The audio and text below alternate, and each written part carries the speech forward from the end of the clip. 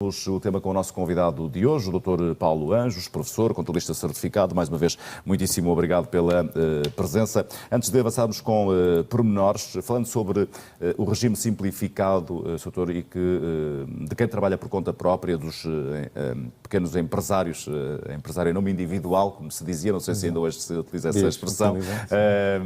E antes de falarmos sobre este caso em particular, convém não confundir aquilo que é a carga fiscal com a receita do Estado por via dos impostos, porque podemos ter uma receita que aumentou, mas para nós a carga fiscal não se agravar. É possível que assim seja. Sim, com certeza. Aquilo que já o Sr. Ministro... Porque podemos olhar para os títulos das notícias e dizer que o Estado recebeu mais dos impostos, mas pode não ser um agravamento para nós. Com certeza. Nisto que estamos aqui hoje a tratar, que é a discussão dos impostos e se pagamos mais ou menos impostos, naturalmente que os partidos atualmente da oposição vão dizer que todos vamos pagar mais impostos e os que estão no governo cíclico, não é? Vão dizer que vamos pagar menos impostos. Isso aí todos já vamos percebendo. Agora, queremos saber é se efetivamente nós lá em casa, vamos pagar mais ou menos impostos. E aquilo que temos concretamente é, neste Orçamento de Estado, uma previsão de crescimento das receitas do IVA em face do aumento de consumo e da dinamização da economia. Se assim for, naturalmente será, ou seja, há mais consumo, uma economia melhor e maior receita, é muito bom para todos que este mais importante imposto indireto, o Estado consiga arrecadar mais receita, porque aí mais folga teremos para libertar pressão, por exemplo, sobre o IRS, sobre os rendimentos do trabalho. Esse é um aspecto muito importante. Também relativamente ao IRC, o imposto das empresas, o imposto sobre o rendimento das empresas, aquilo que veio a ser dito pelo Governo, que ainda não se sabem dados oficiais, é que a receita do IRC tem crescido em valores superiores a 27%, o que é um valor muito grande, é um crescimento muito grande. Espero que assim seja. E se assim for, é sinal de que as empresas também cresceram, também não é? É sinal que elas estão a ter mais rentabilidade e que, de facto, a economia está melhor. Ou seja, é um reflexo muito importante. Relativamente àquilo que são os impostos especiais, nomeadamente impostos esses que dizem mais a ver connosco, impostos tais como os combustíveis, que têm uma grande dose de impostos, mais de 60% dos combustíveis, dependendo se é gasolina ou gasóleo, de 50% a 60% são impostos naquilo, e estamos a falar aí de uma grande carga. Aí vamos ter uma novidade não muito positiva, mas não negativa, ou seja, não vai haver. O Estado, desde 2011, tem gerido a receita fiscal sempre a aumentar os impostos sobre combustíveis. O preço do petróleo tem baixado continuamente e o Estado sempre foi aproveitando esse menor amortecimento no sentido de nenhum de nós sentir efetivamente pagar menos nessa parte. E aí, pelo menos, a partir do ano 2018, aquilo que está previsto é não agravamento. Outra situação também importante para os fumadores, também tem sido comum utilizar-se este imposto especial sobre o tabaco como um contínuo aumento. Também está previsto que não vai aumentar. Mas depois temos outras novidades que agora começam a ser importantes. São os impostos relativos a determinados hábitos de consumo. Relativamente às bebidas açucaradas, temos uma pequenina medida, mas que pode ter uma enorme importância, que é relativamente a bebidas do tipo néctares, que não tinham uma incidência sobre a taxa de açúcar em sede de valor fixo, que vão passar a ter. Temos outra situação muito enraizada nos hábitos de consumo. Também em relação ao teor do sal, não é? Exatamente, temos uma novidade no teor do sal, uma taxa com significado, não é só das batatas fritas, também nas bolachas e noutros tipos de alimentos. Poderíamos ter aí uma nova taxa. De cereais.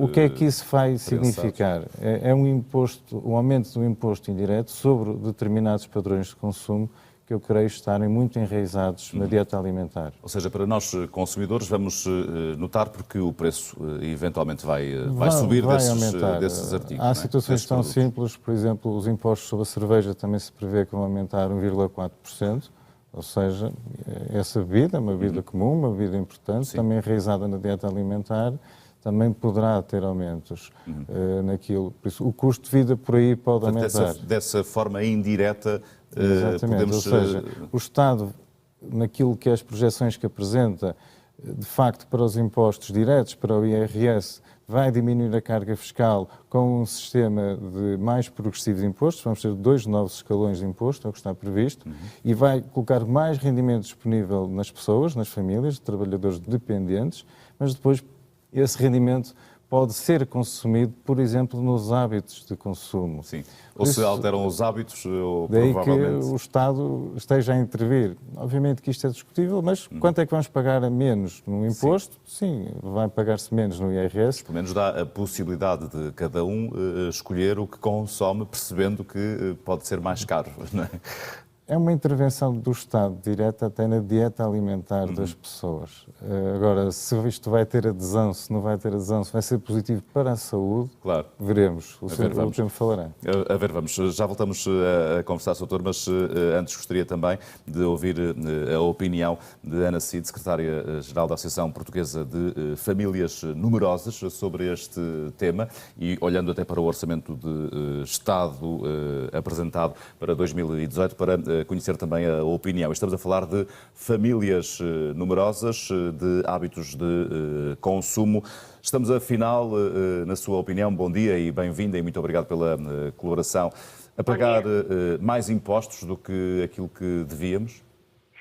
Olha, em primeiro lugar, relativamente a este orçamento para 2018, aquilo que ressalta logo à vista, e eu convido as pessoas a olharem para as simulações que têm sido vindo a ser apresentadas por todas as consultoras, vê-se claramente que a redução de impostos é superior nos solteiros sem filhos relativamente aos casais com dois dependentes, por exemplo. E aqui o nosso olhar vai muito neste sentido de olhar para a situação particular e específica das famílias com filhos, numerosas ou não. Sim. E o que nos parece é que, e aquilo que mostramos com números, é que elas continuam a ser bastante prejudicadas. São prejudicadas este ano porque a redução de imposto de quem não tem filhos é superior. Acredito que não tenha sido essa a intenção, mas é esse o resultado das medidas implementadas. E, por outro lado, mantém-se uma situação extremamente injusta a vários níveis. Posso-lhe dar um exemplo. Vamos ver, por exemplo, um casal de professores que estaja no primeiro escalão da carreira. Esse casal vai passar para o segundo escalão da carreira e tem um aumento sensivelmente de 100 euros líquido no salário. Mas teve um filho. Ora, este casal, com mais 100 euros de rendimento e com um filho, deve ou não deve pagar mais imposto? Para nós está claríssimo que não deve pagar mais imposto porque não tem mais capacidade contributiva. É evidente que um filho custa muito mais do que 100 euros. Mas pronto, vamos pensar que seriam 100 euros. Este casal que subiu 100 euros no seu salário, mas que teve, entretanto, um filho, do nosso ponto de vista não deveria pagar mais imposto. A verdade é que com a dedução específica de 600 euros, que é o que existe para os filhos, este casal vai pagar cerca de 900 euros a mais de imposto. E esta situação mantém-se. E, do nosso ponto de vista, tem que ser corrigida. Não pode continuar a haver uma fiscalidade completamente divorciada daquilo que são os encargos das famílias com filhos e, portanto, tem que ter um tratamento de equidade e justiça. Não estamos a falar de qualquer benefício fiscal, estamos a falar de um tratamento de equidade e justiça. Sim. E provavelmente contrário à tentativa de um aumento da taxa de natalidade em Portugal, não é? Exatamente, mas mesmo imaginando que a taxa de natalidade estivesse fantástica e que nós não tivéssemos esse problema gravíssimo que coloca em causa toda a sustentabilidade económica e social do país, trata-se de um tratamento de equidade e justiça. A fiscalidade e a Constituição diz isso, tem que ter em conta não só os rendimentos, mas quem vive, efetivamente, quem se alimenta, quem se veste daquele rendimento. Isso está na Constituição. E, portanto, isso é inacreditável. Relativamente a este outro aspecto que eu gostava de salientar, relativamente a este orçamento, é que vão ser feitas alterações ao nível da educação. Umas num bom sentido, que é a possibilidade de os pais que têm os filhos deslocados no ensino universitário, portanto, para um local distante da sua residência habitual e, portanto, têm encargos com esses filhos. Mas o limite de despesas de educação é global, não é por filho. Ora, o que é que acontece? Vamos imaginar, uma família tem só um filho deslocado e, portanto, tem, vamos imaginar, por exemplo, sei lá, 300 euros de despesas numa residência universitária por mês. Esta família vai conseguir deduzir a totalidade, tem só um filho, consegue deduzir a totalidade dessas despesas. Se for uma família que tenha dois filhos deslocados, em termos de despesas de educação, o outro filho já não vai conseguir deduzir rigorosamente nada, porque o montante de deduções possível não depende do número de filhos. Ora, é evidente que as despesas dependem do número de filhos. Sim, uma família tem tanto mais despesas de educação quanto mais filhos tem. Naturalmente, é só um montante. O montante global é completamente cego a este aspecto. Muito bem. E, portanto, isto são dois aspectos concretos que nos parecem de enorme injustiça e que estão presentes neste Orçamento de Estado. E que nos ajuda a perceber a posição. Ana Cid, muitíssimo obrigado pela colaboração. Obrigada. Com certeza que nos voltamos a encontrar noutras situações. Obrigado pela colaboração. Secretária-Geral da Associação Portuguesa de Famílias Numerosas. A abrir aqui casos específicos. Lá está, Soutor, estamos a falar de um Orçamento de Estado que foi apresentado e agora vamos ver o que é debatido e que desce à especialidade. É um pouquinho isso.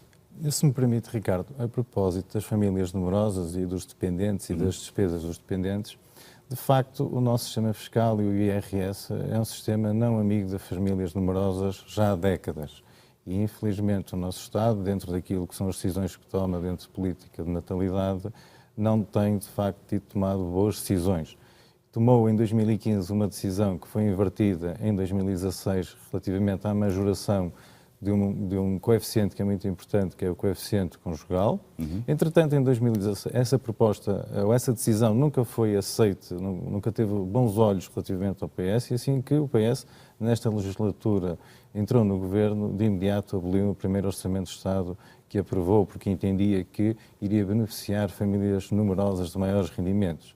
Estamos aqui a falar de uma questão muito profunda sobre política fiscal, política de natalidade. Agora, de facto, nas deduções à coleta, por exemplo, aquilo que ouvimos aqui falar, que são as despesas de educação, e relativamente a esse aspecto, existem grandes limitações às despesas de educação. Foi anunciada agora uma nova medida relativamente às habitações de jovens universitários, que ia ser uma nova dedução à coleta, sim, é verdade, mas também é verdade, infelizmente, que não existe majoração para uma família que tenha 2 ou mais filhos na universidade. O resto dizia, conforme diz bem a Ana Cid aqui, e de facto este é um assunto que deve merecer o debate e a intervenção da sociedade. É um assunto sobre o qual ainda vamos voltar a falar no programa Canal Aberto. Hoje é que temos que ficar por aqui. Soutor, mais uma vez, muitíssimo obrigado pela colaboração e continuamos a contar também com a sua ajuda para que possamos esclarecer e ajudar quem nos acompanha. Dr. Paulo Anjos, professor contabilista certificado, que hoje nos acompanhou no programa Canal Aberto. Na segunda parte também tivemos aqui